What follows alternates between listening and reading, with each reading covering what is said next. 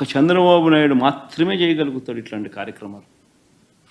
అది ఆంధ్ర రాష్ట్రం చేసుకున్న దౌర్భాగ్యం.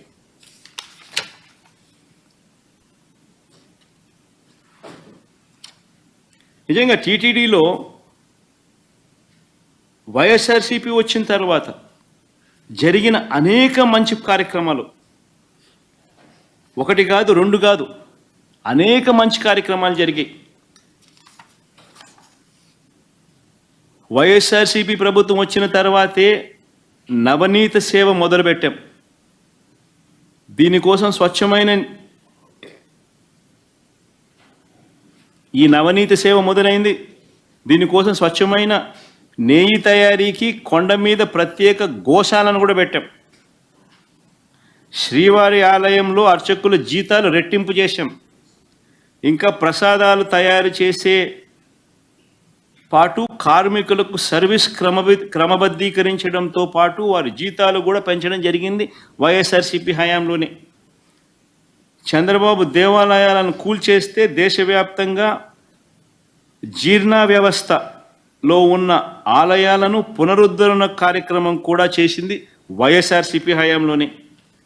అమరావతిలో ఆలయాన్ని కట్టినా అది వైఎస్ఆర్సీపీనే, వైజాగ్లో ఆలయాన్ని కట్టినా అది వైఎస్ఆర్సీపీనే, భువనేశ్వర్లో ఆలయం కట్టినా అది వైఎస్ఆర్సీపీనే, హైదరాబాదులో జూబ్లీ హిల్స్లో ఆలయాన్ని కట్టినా అది వైఎస్ఆర్సీపీనే, జమ్మూ కాశ్మీర్ చెన్నైలో కూడా ఆలయాలు కట్టినా అది వైఎస్ఆర్సీపీనే.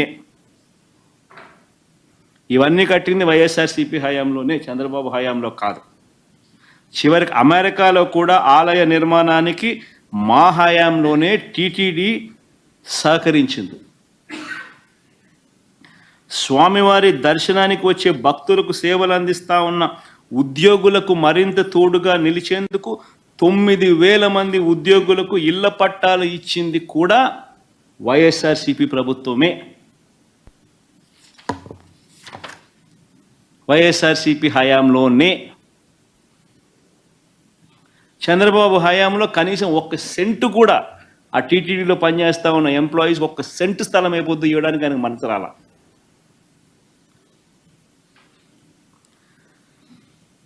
మఠాధిపతులందరితో కూడా విద్వత్ సదస్సులు నిర్వహించింది కూడా మేమే. 3 సార్లు నిర్వహిస్తే, 2 సార్లు వైఎస్ఆర్ గారు నాన్నగారి హయాంలో నిర్వహిస్తే, ఒకసారి మన హయాంలో జరిగింది. ఎప్పుడు చంద్రబాబు నాయుడు హయాంలో ఇలా మఠాధిపతులతో విద్వత్ సదస్సులు నిర్వహించే కార్యక్రమం ఎప్పుడు జరగల. ఏ రకంగా చూసుకున్నా కూడా ఏదైనా మంచి జరిగింది అని అంటే అది జరిగింది వైఎస్ఆర్సీపీ ప్రభుత్వ హయాంలోనే అని చెప్పడానికి ఇవన్నీ కూడా ఎగ్జాంపుల్స్. ఇవన్నీ కూడా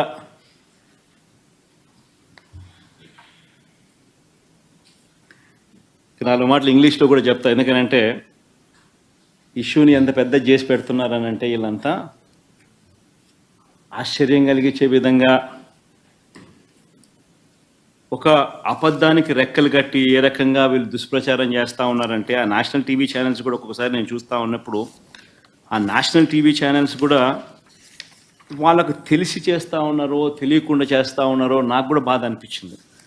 ఎందుకనంటే ఒక గొప్ప వ్యవస్థ, వెంకటేశ్వర స్వామి వ్యవస్థను రోడ్డు మీదకి తీసుకొచ్చే కార్యక్రమం